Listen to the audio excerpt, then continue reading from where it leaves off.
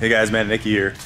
All right, so we got a first today. We got our first C8 that we're actually putting on the dyno. So we got a couple customers that have taken delivery of these cars, and we finally get one on the dyno. We're going to do a couple of bolt-on tests, so exhaust and air filter. So right now on these C8 Corvettes, the company we use, HP Tuners. They have not decrypted the software, or basically decrypted the ECUs yet. So we can't do any tuning on these. There are some shops out there doing tuning on them with piggyback controllers. I know if you get online and start searching around YouTube, and there's been some twin turbo builds and some stuff like that going on with them, but that's all basically piggyback. Basically what that is they're intercepting the signal from the ECU to and from the ECU what the sensors are sending. And they're manipulating those signals to get the ECU to try to do what they want it to do, and that's a way to do it. It definitely works, and obviously it's working for some people out there, but not something I'm going to get into on this car. I really like sticking with HP Tuners, and we're just going to kind of hold off on tuning these things until they get it figured out. So, real nice looking car. He's got some aftermarket wheels. This is that Elkhart Lake Blue. But we're going to try an air filter. So there's an aftermarket air filter the customer bought called an Attack Blue, and we're going to dyno test that. And then after that, we're going to put an exhaust system on it he has that we got for him.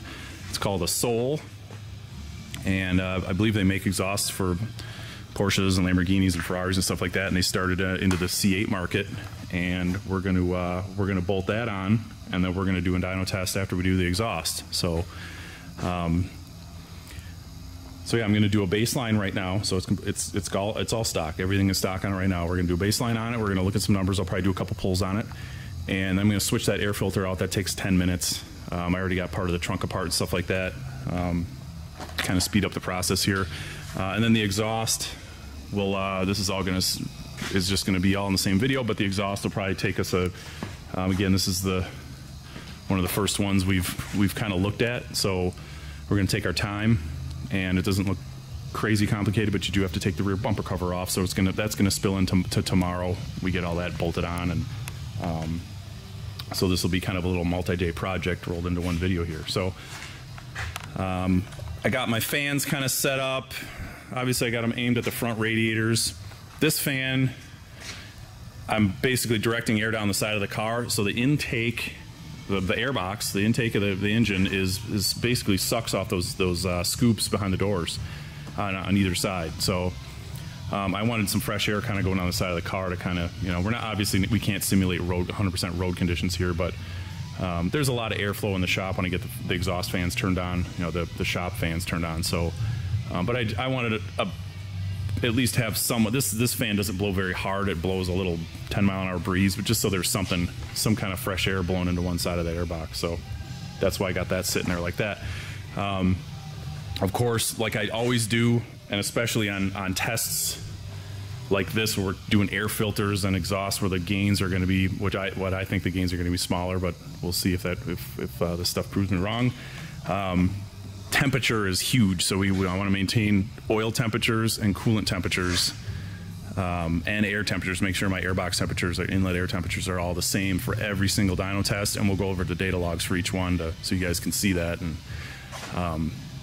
verify it for yourselves and see if we get any gain out of any of this stuff. So, I want to make a video on this, obviously, because it's our first one on the dyno, and just this is stuff that's commercially available for you guys that own these cars out there. And see if it's worth it or not, for you guys to start buying parts for these things, bolt-on parts where we don't have to do any tuning. So the exhaust is it's basically not a full system, and it's not manifolds, but it's high-flow cats on a muffler. So on a muffler system with there's not much of an exhaust system on these cars. So it replaces everything but the manifolds. So when the manifolds are really good on these cars. So this is a Z51 car, so it's got the better exhaust manifolds on it already. So. They're almost like a header, basically. They're kind of like a mid-length header as it is. So anyway, I'm going to set the camera down on the tripod, and we'll do some baselines, and we'll take a look at where we're at to start.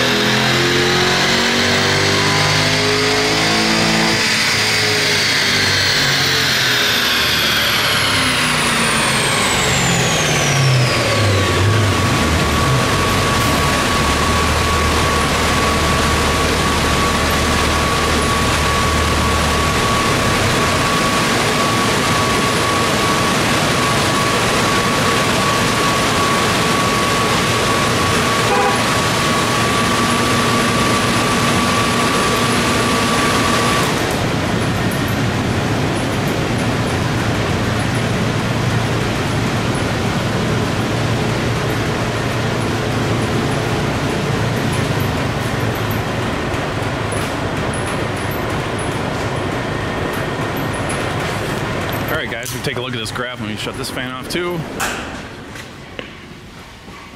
So I did 2 pulls. One I did a little short just to make sure everything was reading right, and then the other one I took out the rev limiter. So there's our baseline. That's SAE, pretty close to each other back to back. About,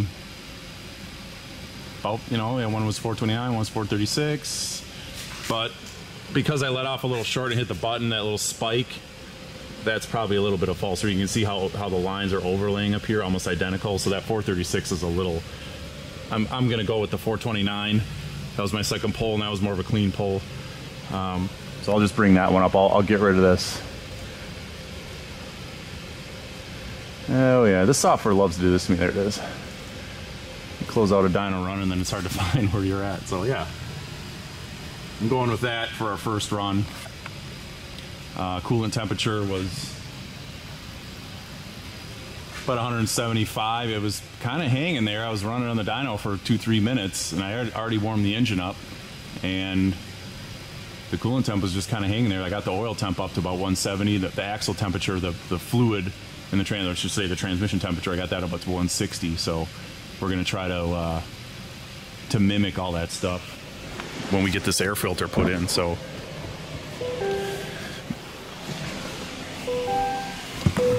this thing likes to ding at you when you got the door open. So the other cool thing about C8s is they have factory widebands, which is awesome. So I got those logged. Not full logging capability either. And I kind of quick did up this PID list here for the logger. This is about as much as I could come that HP Tuners came up with. So 26 degrees of timing, dropping to 23 in the mid range, 26 at the top, and then it was kind of tapering off, which is kind of weird because it got real rich, and don't know why it was tapering off. The intake air temp, ambient air temperature 64, 66. That's about what it is in the shop. It's about what we got the doors open today. It's what it is here. And intake air temperature stayed at 79 degrees the whole run, the whole entire run, 79, just a little 77 blip there.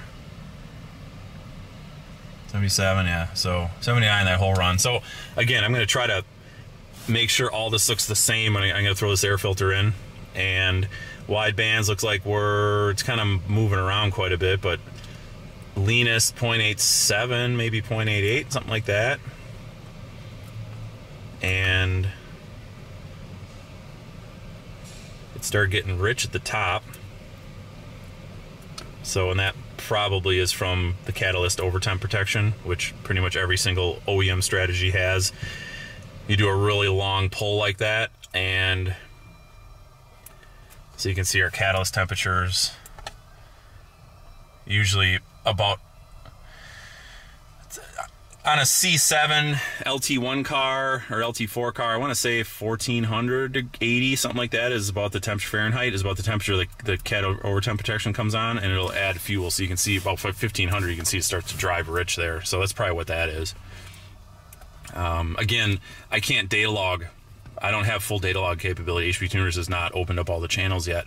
They're kind of just giving us limited access so far. You can also see that the throttle did not open up all the way until 3200 RPM. So whether that's a design, whether that's something that, because I'm running it on the dyno, obviously my accelerator position was all the way open, or that's just in the design. Not sure without looking at the strategy. You'll be looking at the calibration. Again, this is the first time I've had one of these on the dyno, so haven't really played around with one too much. Yeah, so coolant temperature also.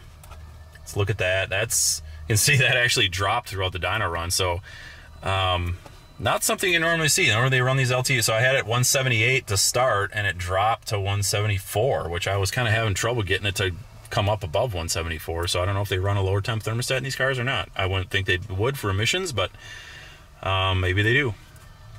But anyway, nothing nerding out about the data log. It's just a stock one. Let's put that air filter in. It's gonna take me, just gotta pull the trunk up. It's gonna take me a few minutes, and we'll do another pull, and we'll see what that does. That's supposed to add 10 horsepower. We'll see. So hang tight, and we'll be right back with a new dyno pull with this air filter in. All right, guys, I thought maybe I'd just bring along, I know I was gonna cut the video off with the air filter in, but I thought I'd just bring you along with switching this air filter out. So I already kind of cheated and took a bunch of this apart already to make this quicker. So this is the inside of the trunk of a C8. This car is a retractable hardtop car so the convertible. So it doesn't have the provisions for the top in here. Normally the Target top ones, I'm sure you've seen videos of that if you guys are into C8s.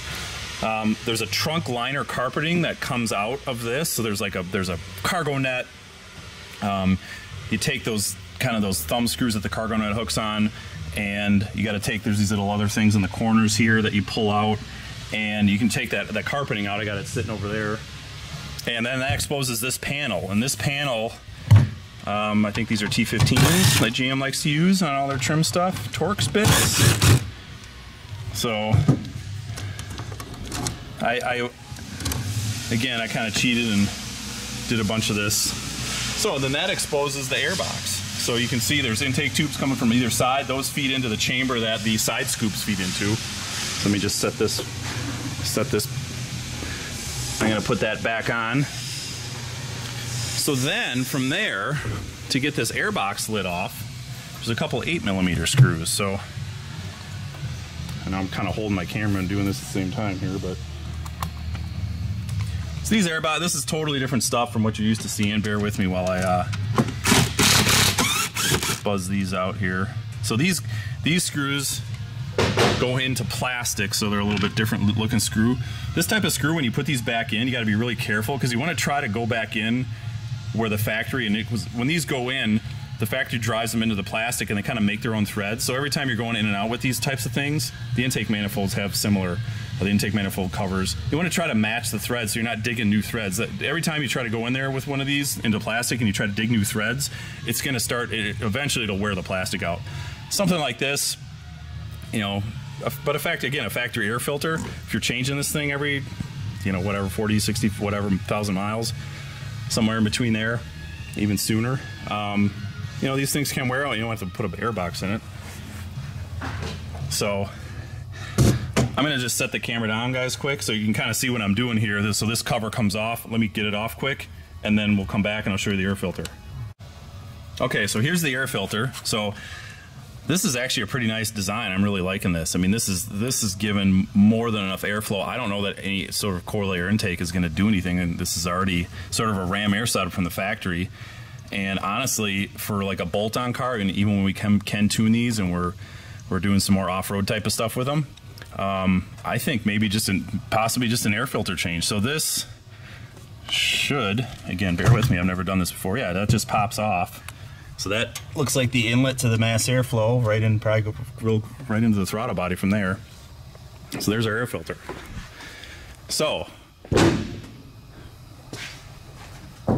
I got this aftermarket one that looks similar, but it's obviously like a cotton gauze style versus a paper. So I'm sure the filter does flow more, whether or not, you know, at this, you know, with basically a stock vehicle, whether or not it's going to be a restriction, the paper is going to be a restriction or not. So that just slides on there. So I'll kind of pull this back off. You can see there's just like this kind of channel in here that this filter just sits in. So everything's kind of warm right now. If you're trying to do this in your cold garage in the wintertime, you might have a little bit more trouble. I think these filters can be, I think it says in the instructions, sometimes you got to heat them up with a heat gun to get them kind of soft so they'll lock into that channel. But I'm warm back here. It's like I said, 65 degrees in the shop today, so it's not super cold. I'm kind of talking for us guys and gals in the northern states here. We're dealing with winter, but we're getting into spring here in Illinois, so we're starting to see some warmer days. Anyway, so filter's on. I'm gonna bolt that cover back on right here. That basically just seals that channel there around that part of the filter. So I'll set the camera back down. I'm going to bolt this back on. I'm going to put this cover back, the other trunk cover back on this, hold it back on, because I want to keep all this engine heat out of the trunk, just to try to, again, simulate and shut the trunk, try to simulate more of an on-road, real-world situation for power, and see if we make any more power here. So I'm gonna put all this back together, and then I'm gonna put the camera back on the tripod, and we'll do another pull or two, and we'll see where we're at.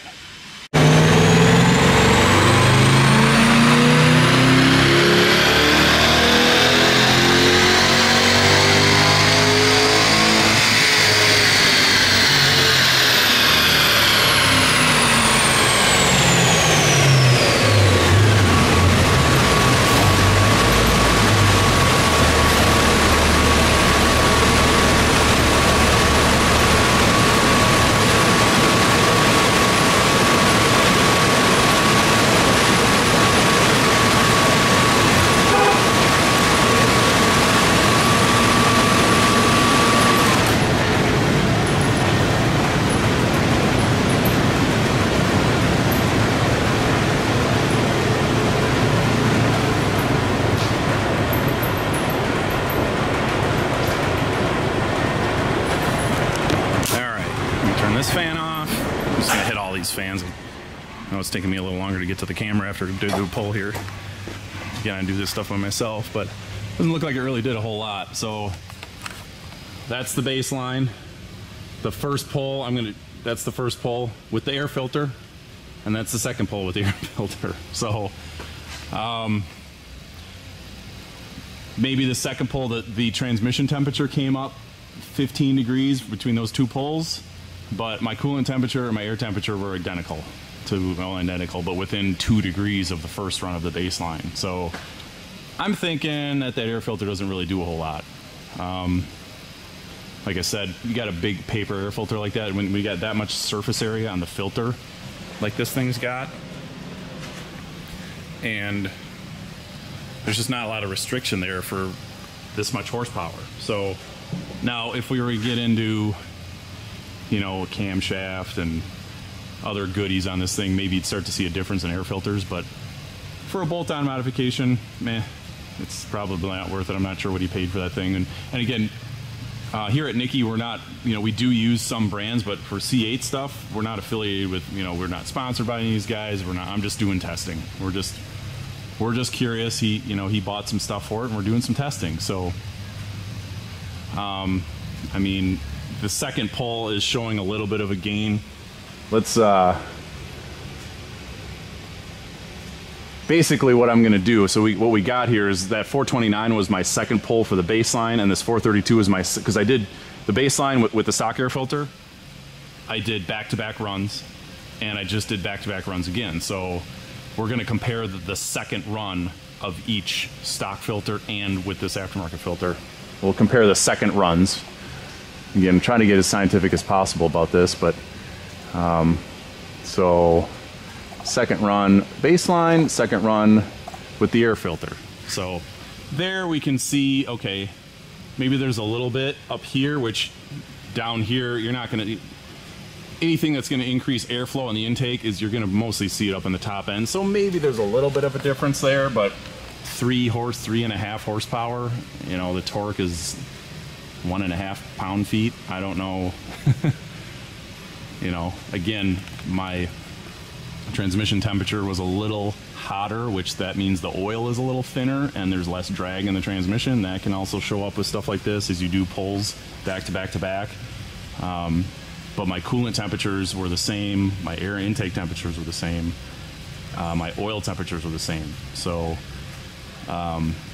if there is a gain, that's what it is, 3-some horsepower, which you're definitely not going to feel. So that's basically that. It is what it is there. So let's take a look at the data log.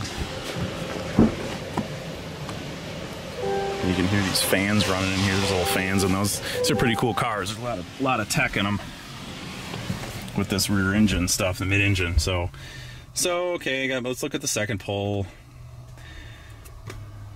So timing was the same, 26 and a half, 26.5 on the top. Air fuel ratio 0.87, richening down to 0.82. You can see at the top, so it did the same thing. Intake air temperature, so it was a smidge hotter, but we're talking degree, like single degrees here. So my other run, it was like 80 or 79 to 78 or something like that. Here it's 82. I mean, that's not going to make any difference. Coolant temperature 176, 178. I mean, within 4 degrees of what it was before. My ambient air temp's still 66 degrees. So I mean, we're talking like, you know, we're splitting hairs on temperatures here.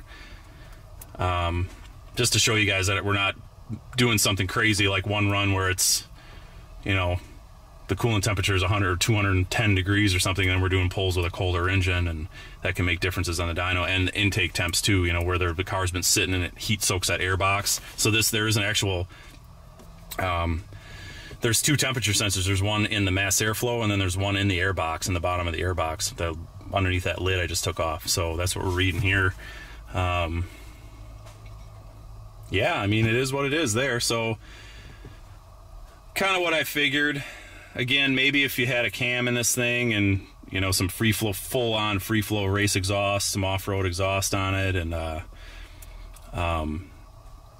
did some porting on the intake manifold, or, you know, these LT2 intake manifolds are pretty good. They're almost as good as an MSD.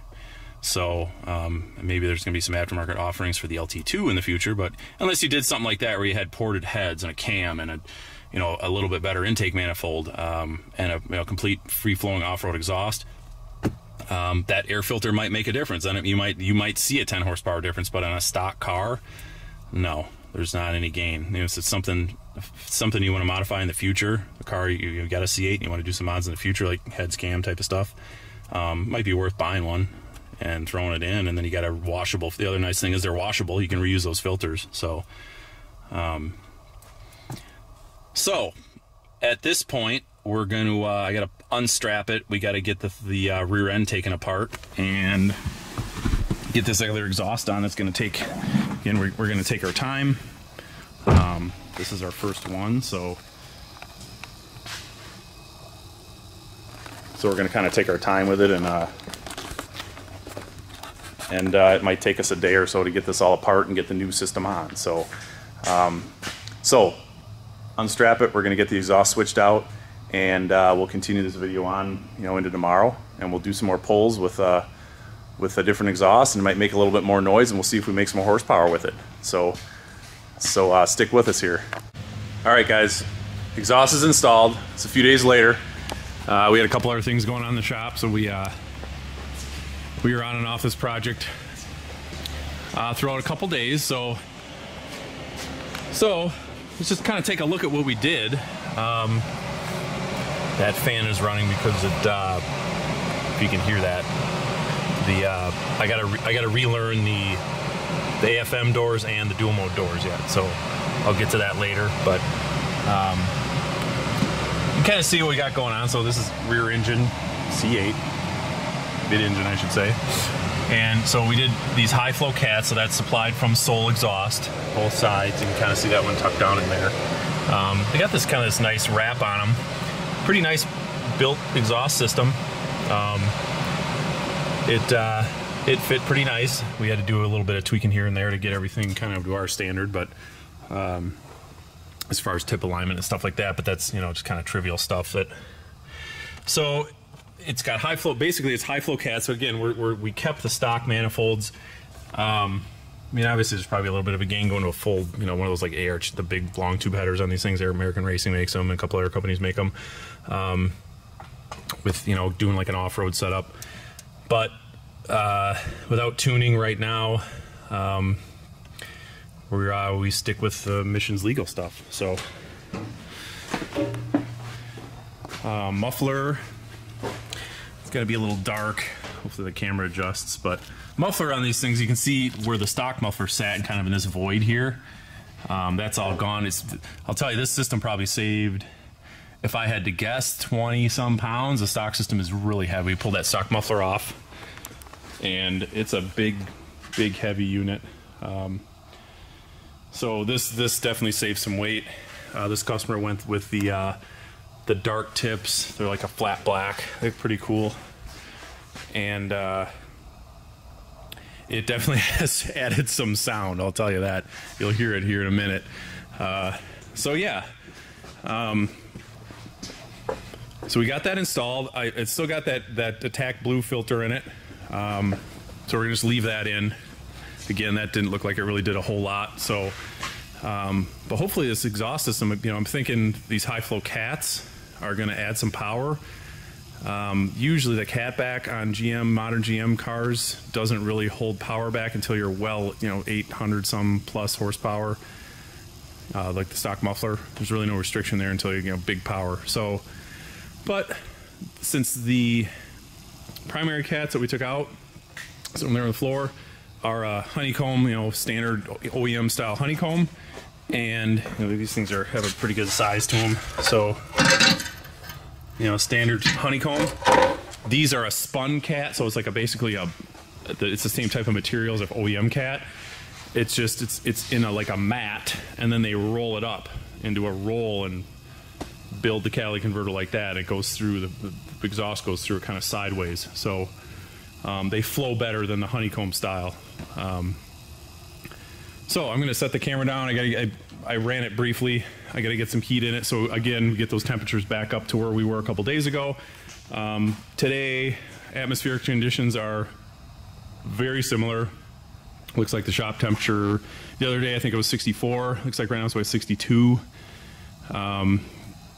Yeah, I can go back to the other dynographs, but again, very similar, very similar. So all I got to do is get the coolant and oil and driveline temperature back up to where I was, and we'll make some pulls. I'll do a pull. I'll do a couple pulls. I'll switch the camera so we can hear one from the front, one from the back, and get an idea of what it sounds like from the back too. So let's get this thing warmed up and make a few rips.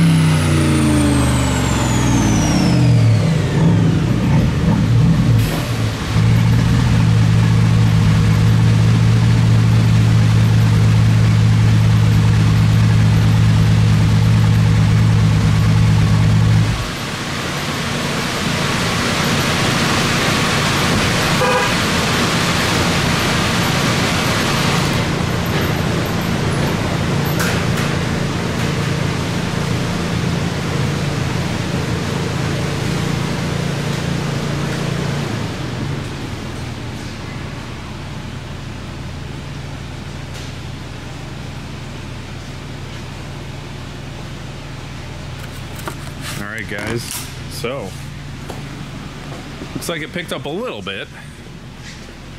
So I did 3 runs, and it was kind of steadily climbing each run, but because I didn't do that on the baseline runs, I don't want to keep going, and you know, again, I want to try to keep all this stuff equal. So my driveline temperature was starting to increase over where I was on my baseline runs. So I didn't want to keep doing pulls. Obviously it kept making more power. Coolant and oil temperatures were about the same as the baselines, but my driveline temperature, which like transmission temperature, was starting to climb above where I was on my earlier runs with the baseline and with just changing out the air filter. So so it picked up a little bit of power. This 440 run is where the trans temperature was 175, 180, where on my this baseline, so this baseline was with that blue filter. I'm pretty sure I'd have to go back. That was a couple days ago, but I think that's where we ended up. I think 429 was our baseline, and 432 was with the blue filter. So my first pull on the exhaust, 437, my second pull 438, and then the third pull, which I didn't do a third pull, so I did these all back to back. I didn't do a third pull with just the air filter swap because, well, we were kind of limited on time that day, and you know, we don't need to go back to back to back to back, you know, over and over again. So so these 2 pulls, this 437, 438. So okay, it picked up a little bit of power. I was thinking maybe pick up a little more, at least 10. So I mean, it is what it is. It looks like, you know, 5-6 horsepower is all we're gonna get out of this thing with that exhaust. Now, talking with the owner of the company, said the muffler probably won't do anything, like I was saying before, but the catalytic converters, having a higher flow catalytic converter, is where even that little bit of power gain is coming from. So it definitely sounds a lot better, I'll give it that. So this system retains the dual modes. I'll fire this thing up here.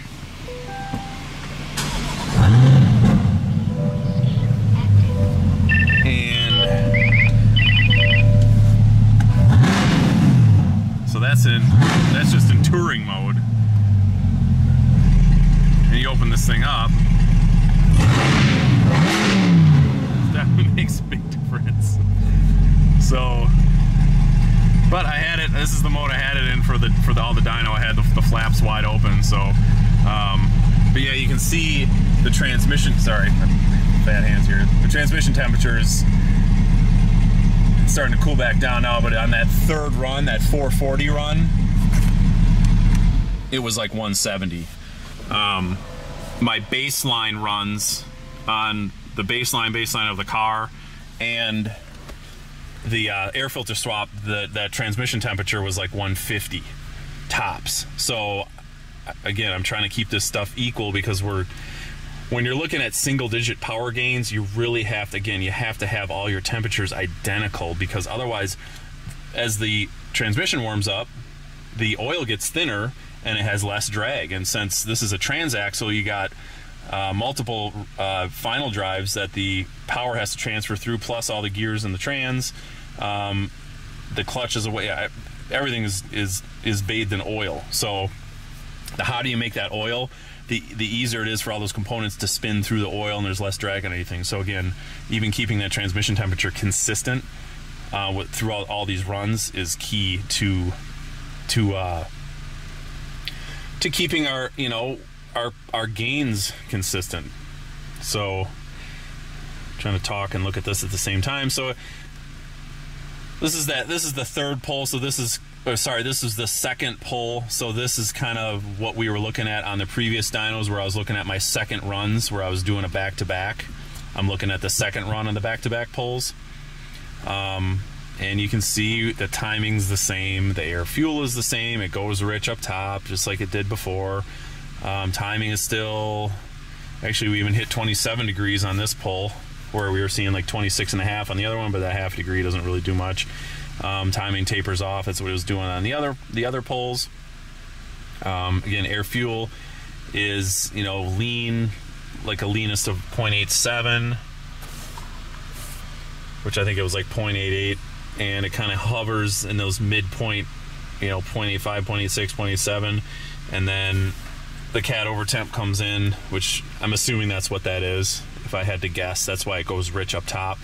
I don't have the PIDs yet for HP Tuners. Hasn't released the PIDs yet for like cat over temp. I can look at catalyst temperatures, and like I was saying before, in other like C7 and Gen 6 6-gen Camaro, the high airflow cat over temp protection, when that turns on, is about mid 1400s, upper 1400s. You can see cat over temp, the catalyst temperature 1480, and that's where it starts to drive rich. So that's what I'm assuming is going on up top there. That's why it gets rich.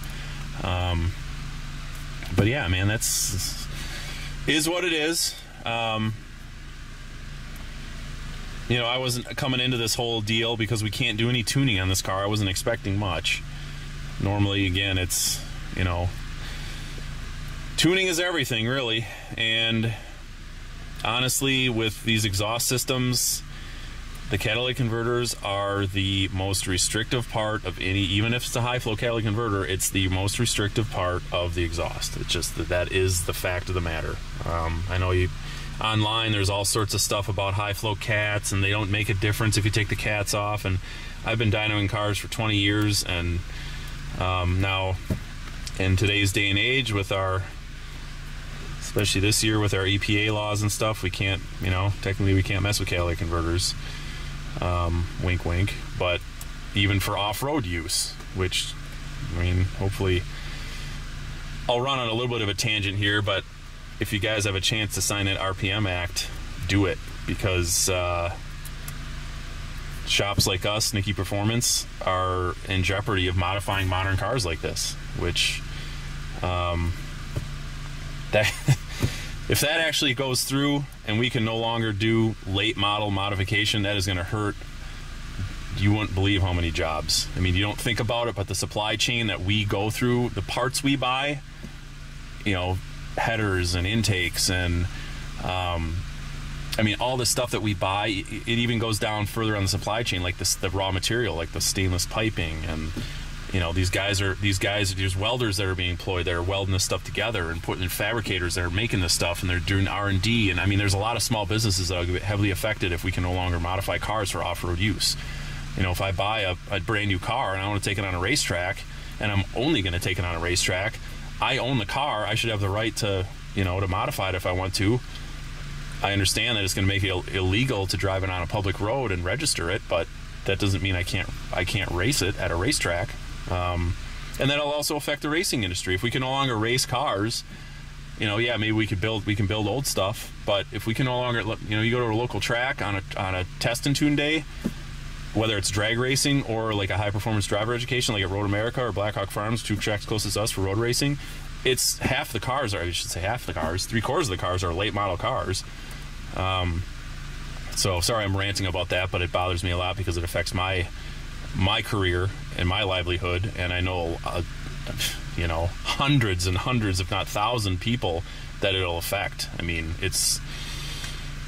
but that is what it is. So if you guys get a chance, go to SEMA's website. You can go right onto SEMA. SEMA's a big advocate for us, and they have a link to the RPM Act, and you can sign it, get your signature on there, and we need more signatures. So obviously the EPA is coming down hard on this year. I know they've come down hard in the diesel industry the past couple of years, really hard, and they're starting to come after other tuning shops. So anyway, enough with that ranting. This is that third run. Just take a look at it here. But all these runs, all the data logs look almost identical. Wide open throttle, wide open throttle, wide open throttle. So,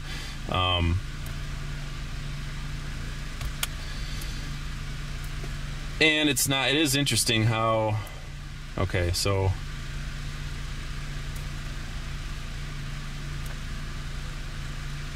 we're not getting wide open throttle on the throttle blade until 3200. That's how every run has been, but I'm more paying attention with these airflow mods to the top end anyway, you know, above 4,500, 5,000. That's where any of this, like opening up the airflow of the intake or the exhaust, is going to gain power.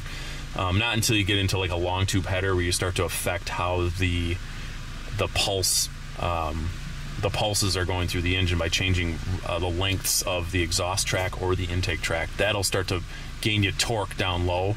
But when you're just freeing up airflow, intake or exhaust, it usually gains on the top. So looking at those dyno graphs, I mean, it does look like it's gained all the way across for the most part, but yeah. So anyway, I think that's probably about it for this. We were really excited to be able to work on a C8. Obviously, we've had some customers that have brought them by, and we've driven them, and I've driven them at the track, and I've taken them down the quarter mile. They, you know, low 11s is about what they run, unless you do a sticky tire and do a burnout. And I'm talking stock. You know, obviously people are out there modifying them, so, and they're going faster than that. But yeah, nice looking car. I think it sounds. I really like the way that exhaust sounds. I think it sounds pretty good. So I think that'll do it for this video. And again, check back for more videos in the future. We got some more stuff to throw up on the dyno, and we'll talk to you then.